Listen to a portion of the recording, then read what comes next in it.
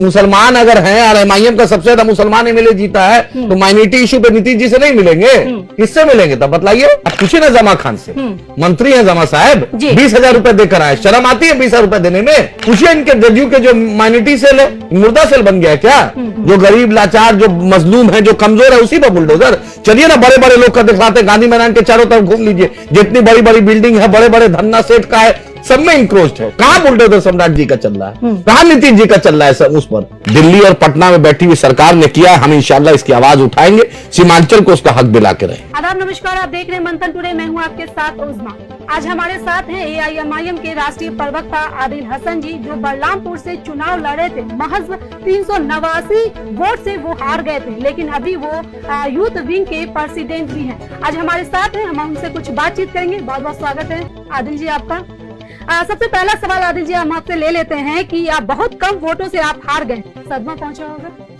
अल्लाह की जो मर्जी है, सदमा क्या है? कोशिश किया आदमी, जद्दोजहद की, हार जीत तो है ही जी। कोई 30 वोट से जीता, कोई 30 वोट से हारा, कोई 1 वोट से भी हारते हैं लोग, होता है। इसमें कोई सदमा की बात नहीं, अल्लाह की जो मर्जी है।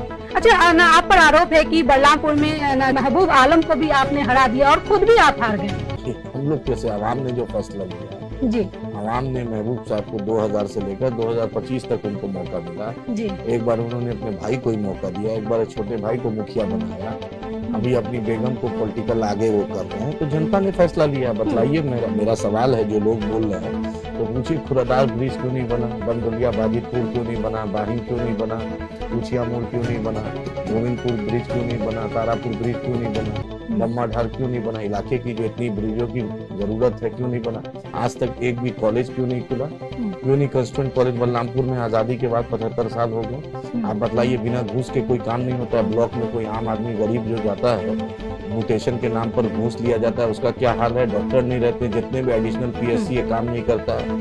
जो रेफरल हॉस्पिटल है उससे दिन में काम करता है, रात में आप जाकर देखिए, मरीज को तुरंत रेफर किया जाता है। इस पर क्या बोलेंगे? बिजली की इतनी बड़ी समस्या है, बिजली विभाग में घूस का जो इतना दारोमदार, उस पर उन्होंने क्या किया? 2 बच्चे शहीद हो गए थे बिजली के लिए। आंदोलन क्या था? कि आंदोलन करना गुनाह है? उनके घर पर आज तक गए ये? उन्होंने मुख्यमंत्री रिलीफ फंड से या बिजली डिपार्टमेंट से कुछ पैसा दिलाया? क्या उस एसडीएम पे कार्रवाई उन्होंने करवाई? बतलाइए, ऐसा उन्होंने क्या किया? 5 काम वो बता दे जो उस इलाके के लिए उन्होंने कुछ किया होगा। हाँ, कोई अल्टरनेटिव नहीं था, और वो इस बार उनको महागठबंधन के नाम पे वोट मिला। इमरान प्रतापगढ़ी आए, तेजस्वी जी आए, दूसरे लोग आए, महागठबंधन डिप्टी सीएम बना देगा। और जिस दिन घोषणा होना था उस दिन तो डिप्टी सीएम मुसलमान को बनाए नहीं। जब चुनाव के आखिरी दिन कैंपेन पर आकर बोलते हो, लोगों को भ्रमित करते हो कि डिप्टी सीएम बना देंगे, बतलाइए कौन महागठबंधन की सरकार बनी? वहां के लोगों को बोला गया था महागठबंधन की सरकार बनी, कहाँ बनी? हम तब भी बीजेपी के खिलाफ थे, आज भी बीजेपी के खिलाफ है। आज एमआईएम के 5 एमएलए बीजेपी के खिलाफ है, तो हम तब भी जीते तो बीजेपी के खिलाफ रहते, लेकिन लोगों के बीच में झूठ बोला उन्होंने। इमरान प्रतापगढ़ी ने आके झूठ बोला, तो उसका नतीजा आज पूरी आवाम पछता रही है, रो रही है। आपने देखा तो वहाँ के लोगों के बीच में पूछिए, लोग पूछ रहे हैं ना, तारापुर घाट, बंदोलिया घाट, बाहिन घाट, नजराबाटी घाट, खुरादार घाट, कुचिया मोड़, बिटियार मोड़, ये जो घाट थे, बारियोल, डमडोलिया, बाजितपुर, ये जताहार घाट जो उनके घर से सटा हुआ था, अभी तक नहीं बना। क्यों नहीं बना भाई? आपको 2000 से लेकर 2025 तक मौका लोगों ने दिया। सरकार में भी आप रहे नीतीश जी के साथ, जितना आप नीतीश जी और तेजस्वी के साथ फोटो आपने खिंचाया, उतना अगर पुल बनवा देते, उतना वहाँ के मसाइल को रखते तो कुछ इलाके की तरक्की होती। लोग आपको 1 लाख वोट दे देते। मेरे जैसे न्यू कमर को क्यों लोगों ने उनसे ज्यादा वोट दिया, उनसे ज्यादा इज्जत दी? आखिर कहीं ना कहीं एंटी इनकम्बेंसी तो उन्होंने काम नहीं किया था। उनको लगता था कि कोई वो लाल किला है, वो कोई लाल किला नहीं, वो आवाम का किला होता है। जनता ने जो फैसला लिया उनको मानना चाहिए। और जो लोग बोल रहे हैं उनको हरा दिया, आपने उनको कैसे? वो तो 3rd पोजीशन पर है, 3rd पोजीशन वाला कैसे 2nd पोजीशन को हरा सकता? 2nd पोजीशन वाला कैसे 3rd पोजीशन को हरा सकता है? वो 3rd पोजीशन। अच्छा, एक और सवाल लेंगे कि हार का नतीजा है कि आप सांप्रदायिक राजनीति पर उतर गए हैं। मुर्शिदाबाद में भी आपको जो है दोनों हाथों में ईंट लिए हुए जो है देखा गया था। शिलान्यास मस्जिद, बाबरी मस्जिद जो है उसका बुनियाद रखते हुए देखा गया था। क्या मस्जिद के बुनियाद रखना कोई गुनाह है क्या? नहीं, बिल्कुल नहीं। मेरी पहचान, मेरा वजूद, मेरी पहचान मोहम्मद आदिल हसन है, मेरी पहचान ला इलाहा इल्लल्लाह मोहम्मद रसूलुल्लाह है। मस्जिद बन रही है, हर मोमिन का फर्ज है मस्जिद में ईंट देना। कोई सीमेंट देता है, कोई बालू देता है, कोई छड़ देता है, कोई टाइल्स लगवाता है, कोई मार्बल लगवाता है, कोई मोज़ेक लगाता है, कोई आदान देता है, इसमें गुनाह क्या है? इसमें संप्रदाय क्या है? ममता बनर्जी जी ने मंदिर बनाया, कोई नहीं बोला। अखिलेश यादव जी ने बनाया, कोई नहीं बोला। भाजपा हर दिन मंदिर पे बात करती है, कोई कुछ नहीं बोलता है। अरे एक मुसलमान है, हम मस्जिद अगर बन रही है, एक मुसलमान जितनी जिसकी सकत है वो कंट्रीब्यूट कर रहा है, तो इसमें सांप्रदायिकता क्या होगी? लेकिन सवाल यहाँ पे है कि आपके ही पार्टी के जो प्रवक्ता है आसिम वकार, उन्होंने कहा था कि हुमायूं कबीर की विवादास्पद जो हरकत है उससे हमारी पार्टी का कोई लेना देना नहीं है।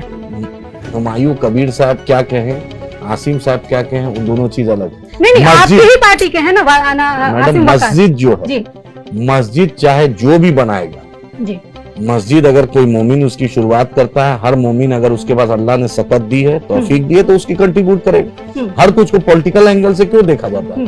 मेरी मस्जिद है, मेरी जगह है, मेरा ईंटा है, मेरा छड़ है, मेरे लोग हैं।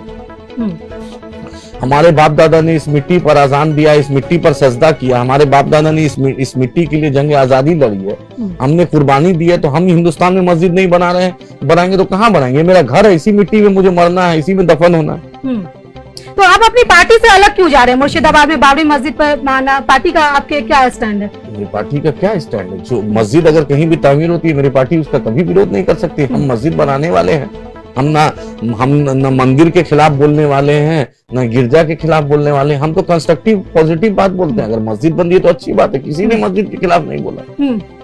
अच्छा, तो ये जो आपकी ही पार्टी के है, जो एक तरफ आपकी ही पार्टी के जो प्रवक्ता है वो कह रहे हैं कि हम इससे कोई लेना देना नहीं, दूसरी तरफ आप सपोर्ट कर रहे हैं, इन दोनों के बीच क्या तालमेल बन रहा है? सपोर्ट मस्जिद के लिए, पॉलिटिकल हम लोग किसी से कोलैबोरेट नहीं लेंगे।